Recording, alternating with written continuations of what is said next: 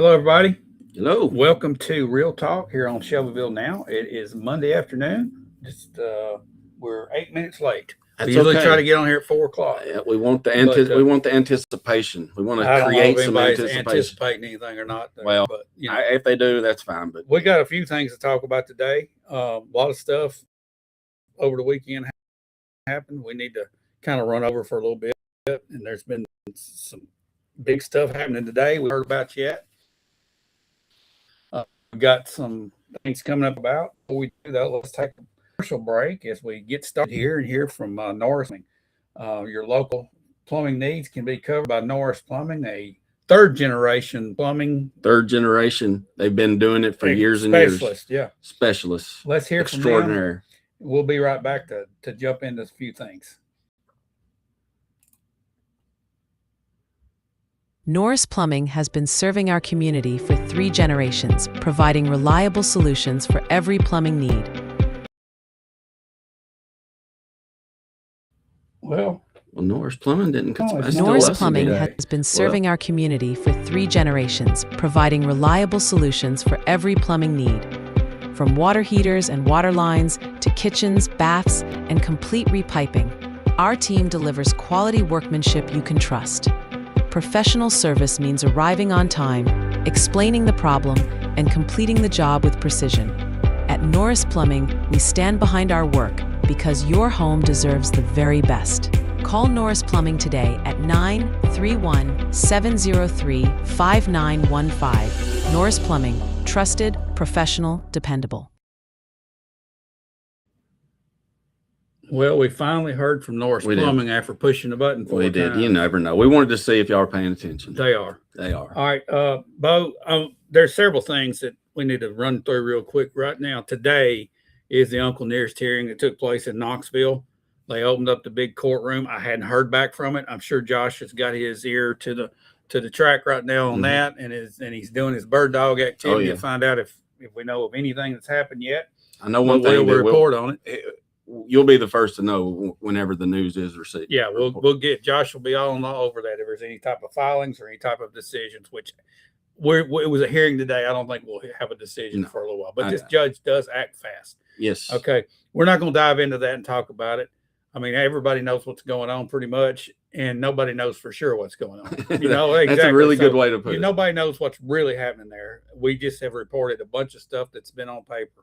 I was coming back from Murfreesboro Saturday night, and the parking lot was empty. It's usually some people there, in the past years. I can report that. I don't know if they're still in business or not, but I do know that.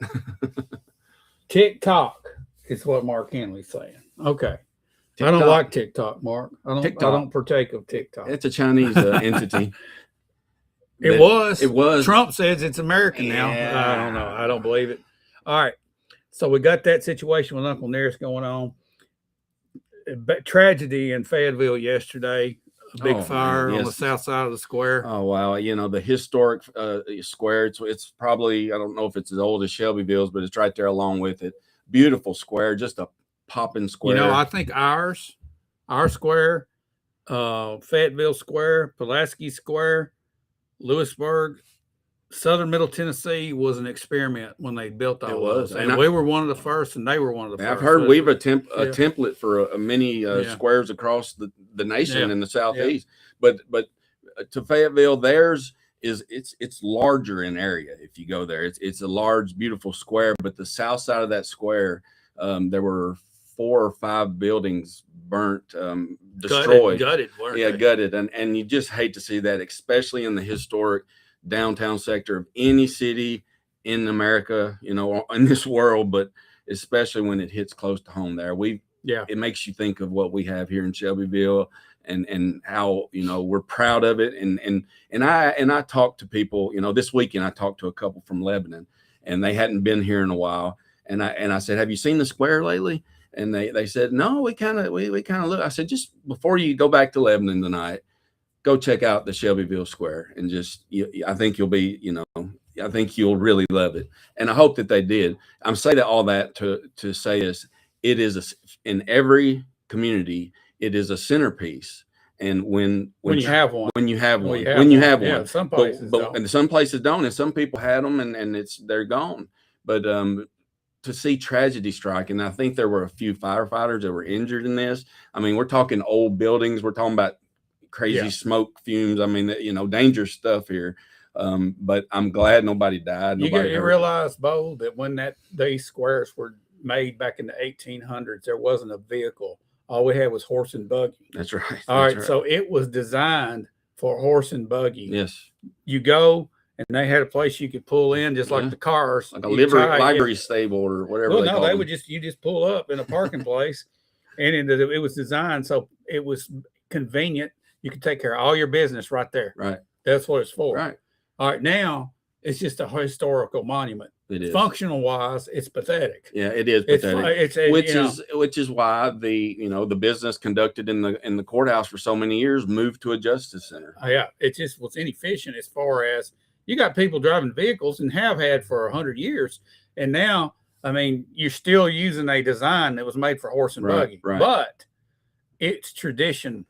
Okay, yes. And all that architecture up there that's been preserved. Okay, it's a historical place. Yes, it is. You know, honestly, it's tough on businesses to operate. Yes, up there. I know it is, and I've talked to several of them, and they, you know, their hours are different, and they, you know, in the past, it was very live all the time, but that's when we all lived a little closer, and things were a little different back then. But one thing that I recognize also in talking to some of our youth here in Bedford County recently, how special they recognize the specialness and you know the character of Shelbyville and the square in particularly, but just the rural nature. That's really good to know, because I mean that's what we want. We want to preserve our, you know, our culture here in Bedford County and continue to be Bedford County, but we've got to pass that down to the future generations. And for these high school seniors that I talk to recognize that and voice that makes me feel good for our next generations coming up. All right, so we got that situation in Fayetteville, which was a tragedy. Yes, we had the deal happening today with Uncle Nearest.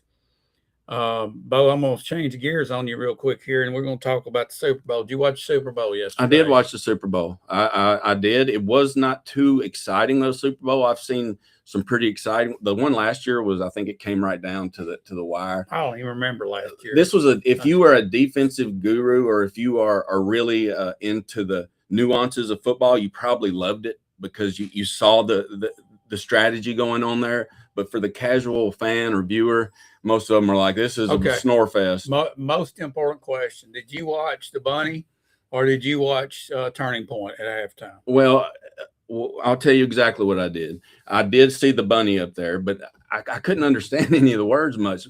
I got on the Turning Point, and my wife had that on one of the devices turned up. They were singing country songs. I heard Kid Rock come out, and then I went upstairs and played my guitar for a little bit. That was the halftime. All right, so here's what I saw taking place. I was back and forth, and I expected this guy to do some kind of protest politically. He never did. No, he didn't. They had a wild production. They spent a lot of money on putting it together. It was cool. It was very similar to some of the other ones but it was not in English. Okay, I had a hard time. Yeah, I believe that the NFL, you know, they really pushed to go to London several years ago. I think what I'm hearing now is in the South American region, they're really wanting to expand into that area, or the southern. Well, Robert Kraft has said they're going to have 4 expansions within the next 10 years. Mm-hmm.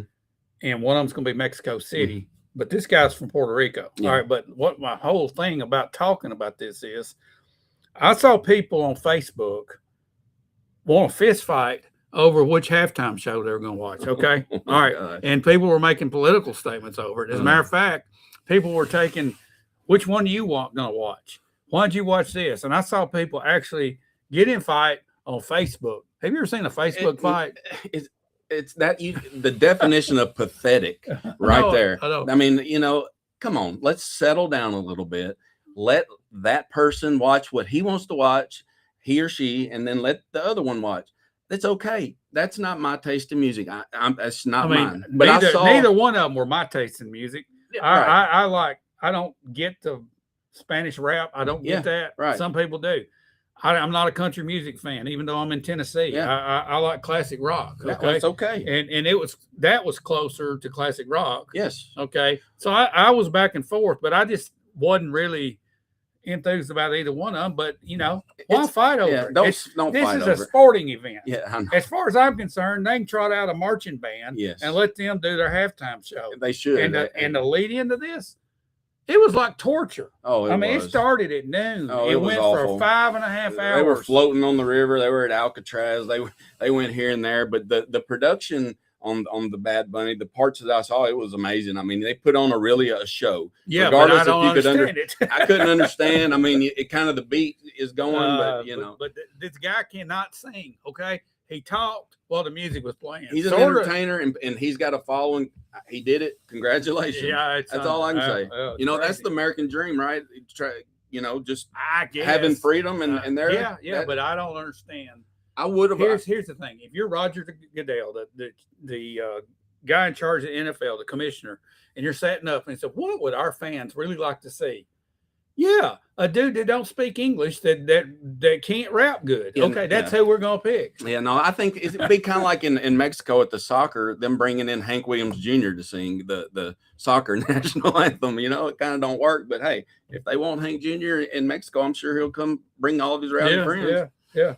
All right, so we shift on from that, Bo. All right, shift on. We've got several things happening this week. We've got 2 brand new committees. The wastewater committee. That's right. Their meeting. That's right. And then we also have the senior tax freeze committee having their first meeting. That's right. Okay, so this will be the 3rd meeting for the wastewater committee, advisory committee, and then the very first meeting, a 3rd meeting for them, very first meeting for our tax freeze thing. So, and the wastewater meeting, they will have the state soil scientists there to answer and to talk and discuss different soils, I guess, in Bedford County versus certain areas. So the state soil scientists will be there, and I'm sure other professionals will be there too. So, all right. So I'm anxious to see how this comes out, and it will be live streamed. It's supposed to be on the Bedford County. So. I know that's Josh, the plan. Yeah, if Josh Carney has anything to do with it, it will. If the technology, if you got a good signal, you can probably do it. It's sometimes that's iffy around here these days. Brady Turner has chimed in, and he's talking about check out the community development block grant from the Tennessee Department of Economic Community Development for Shelbyville. It's great news for the square. I think the more local money that comes in, the more grant money is possible, because they see the community itself trying to put skin in the game, and you're more likely to get a grant than just to say, hey, we want your money, but we're not going to do anything. When you start asking for money and grants, there's a checklist of how many grants do they got their stuff together. You got to have your stuff together, and not only that, you can't give a general plan. You have to give a detailed plan, and it has to be. Those are the ones that do it. But you're exactly right. The more that you get, the more you participate in their programs. I know with the city of Shelbyville, we just participated in the corridor study and access to the state. That right there, it gets access to more grants because you're willing, to accept or to work with the state or different entities. Now you're not selling out, but it's a way because let's just face it right now. We need some grant money. We need some help. We need the money, especially for infrastructure, but for all other things, police, schools, this whole deal. Grants are a big thing. And I think if you've got the means, and the ways to do it and the people to write it, go for it. Yeah. I want to talk also something. We put a poll out, I think on Thursday or Friday, about what people thought about future growth. I mean, that's the big topic we always keep talking about. It's a topic everybody's talking about. I wrote an article to kind of show all the viewpoints that people have, and it's not tilted in any direction per se, other than we know we have an infrastructure problem, and just to get the thoughts of the people. Now, we're starting to get a big number. I think we've had close to 2,000 people vote in that poll right now. I think that's going to give us a good cross section of the community. And you can go and look on the website now and see where it stands. So I'm going to turn this data over and it's, you can read the data, but I've sent this to our commissioners. Good. And I'm going to send it to our council people as well, the results. But I'll let everybody know that, hey, pay attention to this. This is not, we're trying to squelch out the loudest voices and just get a public view. Okay. Yes. So my question is to you, Bo, and anybody out there, give me your thoughts. When we get this data, what's the likelihood of the people representing the people to actually listen to the people? What is the likelihood? Well, the likelihood of that to happen based on historic evidence on it's not really good. But I think that a change could be in order because, you know, surveys are surveys, right? But you take all surveys, you take all data you can. I would take as much data as I could. And to me, you know, if I look at Shelbyville now, for instance, and see how many views they're getting, how much participation, I think a lot of people are checking it right when they get up in the morning. And I think a lot of people are participating in this survey that just want to participate, that are real citizens. You've got to take it serious, and it's time to do something. Right. What do? Well, when things come up, when decisions come up, you act in the best interest of your constituents. Well, that's what we're counting on. That's what we're counting on. But right now, I would like to think that they would, but the way that I've seen that a lot of them won't, because I've seen some things up there. People come up to public to comment, and they'll ask, and not asking for too much, but just, you know, reasonable. And you'll have those that still, you know, don't, you know, go along. I'm not saying they should go along just because a guy says it, you know, but if more of your constituents are saying it, then I think that's your job. If 2,000 people take a poll, they took the time to go do it, to give their opinion, and let's say 65 or 70% of them, well, honestly, right now, the way it stands, probably 80% think that the growth either needs to be stopped completely or slowed down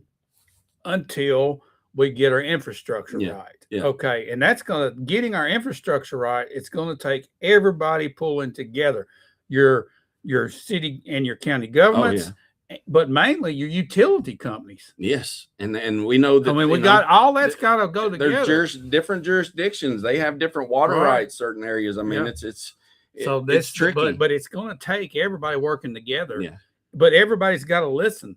I mean, if you just ignore it and just keep hooking up stuff, I mean, you got problems. No, we already got problems. I think the general answer we'll get into here is, you need to listen. And I think that a survey like that is healthy information for a commissioner that I would hope that they would take serious and act on. Honestly, I mean, I don't care how the survey turns out. I just want to see how it turns out. Yeah. I want to see what the general people are thinking out there, because that's who is supposed to be running the show around here. Right. Everybody, the population is supposed to govern itself. So, and if I could come up, if there was a way that, you know, you come up with per district, a way to survey your people that way, that would be the most ideal, because you can't knock at every door. No, but we got the technology. I think we do. Right. I think it's a good idea. All right, off of that now. But if you hadn't taken the survey, it's not a survey. It's just a poll. You have to check one. It's not a poll. All right. So it's easy. You just push a button. It's not a survey. It's not a survey. All right. So Jennifer Lee says, she asked the question, how was the Sleep in Heavenly Peace bed build this past Saturday? I feel it's a great charity for the county. Absolutely it is. I think it's gaining momentum. This is going to be a regular thing, and we're going to be posting information on this when they give us the information. We want to make sure everybody gets the word on this. Yes. And be a part of it. There's a lot of good things. I brought out this, if I may, for a minute. Sure. Leadership of Bedford, the youth. This is something that the youth are doing. These are seniors that I actually got a privilege to meet this weekend. Aiden Roberts, Caroline Cook, and Mrs. Cruz. I forgot her first name. But they are having a walk for Junior's House. And what is Junior's House? It is for it's for kids that are abused, and it gets them into a safe area. It's it tells about, there's a lot of, we know child abuse exists here, and Junior House provides a place with no cost to families that are going through crises like it. So they're having a walk. You go and walk at the Shelbyville Central High School on Saturday, March 21st from 9 a.m. to 2 p.m. it's something that these fine young people of Bedford County are coming up with, and it's an idea, a fundraiser for them. So if you could check that out, it's called A Walk for Junior's House. It's from 2026 Bedford Cares. So I thought I would share that, and because that is something that is needed. There are a lot of people going through just little mini crises all over the county every day. I mean, if you listen to the scanner, you hear a lot of this. And sometimes people, I don't like to use the word safe space, because with adults, that's kind of, but kids, sometimes they may need it from an adult that's not, got their best interest in mind. Yeah. And I think that that's what A Walk for Junior's House, that's what Junior's House does. And this walk will help raise funds for it. Yeah. So just a little plug there. All That's right. something that I thought I would We've got bring another up. question here. Let's see. Candace Ali, y'all know why we're here. Who did y'all send to Knoxville, and are they still there? We can't send anybody to Knoxville. We all got jobs. Are they talking about We're talking about the court. Oh, yeah. The Uncle Nearest. Well, hearing. I think at one time, I think Josh had a day off and he was able to go to, but we don't Chattanooga, get paid I believe. to do this, y'all. No, this is a serve. We serve all this. This Yeah. is not a paid deal. Yeah. We're here talking real talk for things, Yeah. but we're going to find out as Shelbyville soon. now, we don't have anybody there. All the people involved with Shelbyville now work jobs. So. Yeah, they post this. The judicial department, they have an obligation to post this information online. As soon as we get it, I'm sure Josh is monitoring. Yeah, he monitors that, and it's all public record. We just happen to have a guy that wants to share it with the public. I mean, it's news in Bedford County. It's an important. We're all committed to getting the story out, but we can't. I mean, we can't take off work to do it. We all got to feed our families. So we try our best. We had a bunch of sponsors lined up, and we've tried that. Well, it's working. There's a few. Few. We've got, but it pays for the equipment. Yeah, and the subscriptions that we have. I mean, it's not too complicated here, right? There's real talk. There's a camera that's it. I mean, we got this TV that's not new, but it's great. We keep it simple. It's just, it really is a service to Bedford County and Shelbyville. I mean, it's just, I don't know. A lot of people don't understand that. And a lot of the newspapers can't go. I mean, they don't have the financial power to go to Knoxville and sit all day long. I mean, they're out covering it too. So we're going to have to rely on what the courts tell us on that. That's where we're at on that. That's where we're at. All right. Bo, we're going to pay attention to what happens on these two committee meetings. I'm anxious to see what happens with this tax freeze. I'm really anxious. The data that they're going to go through. I think that the data will go through. I think that they'll finally work out a plan. And I think at the end of the day that this, I hope, goes through. It's more complicated to execute than it is to pay for it. Yeah. The paying for it ain't gonna cost nothing. Yeah. Except you might have to have one more person. I don't know the paperwork involved. There might be another employee, but as far as the cost out of the taxpayer, it's not. We're just freezing and not going to go up on them. Yeah. That's it. So that's right. There is some complicated. And there's probably if maximum people participate countywide, I'm going to say it'll cost the county of a lack of increase by maybe $150,000 to $200,000 out of the budget, which we could spill that on the floor. Well, how does it feel to give back? I mean, that's kind of a giving back, I think. I mean, this committee that's spending this time to try to find these ways to get relief for a segment of our community, that's giving in a certain, I mean, they deserve it. There's certain people that I think you get a certain age. I mean, you've lived a long time. I've seen people on Facebook come in and say, don't throw that burden on me. We're not talking about, they're not going to stop paying taxes. They're just going to have theirs froze. So it don't keep going up. But I know, but then again, we're going to face tax, potential tax increases. We're going to have I don't know what the future brings. I'm not so sure that this county demographically can handle another property tax increase. Not after that last one. No, it's hammered everybody. It's tough. I mean, it's like, I don't know if we can either, but I know that we probably need it to fund a lot of these things that we need. And maybe if we don't have the money, we got to stop. Your better half just come on here and say, Bo, Elena Cruz was the other year. Elena Cruz, that is it. How dare I forget that? Elena Cruz, thank you very much, Emily. All right. That's all we got today. we're going to have some stuff to talk about Thursday. I'm quite sure. Oh yes, there's always something. I mean, we've got the things that we've mentioned that'll be happening. There'll be something in between to talk about. There's real talk. If not, then there's always just good potential for some real talk. You know what I mean? We'll have it. We have it. All right. Thanks for watching, everybody. We'll report on that Uncle Near situation. I'm sure Josh is monitoring now. Yes. So just be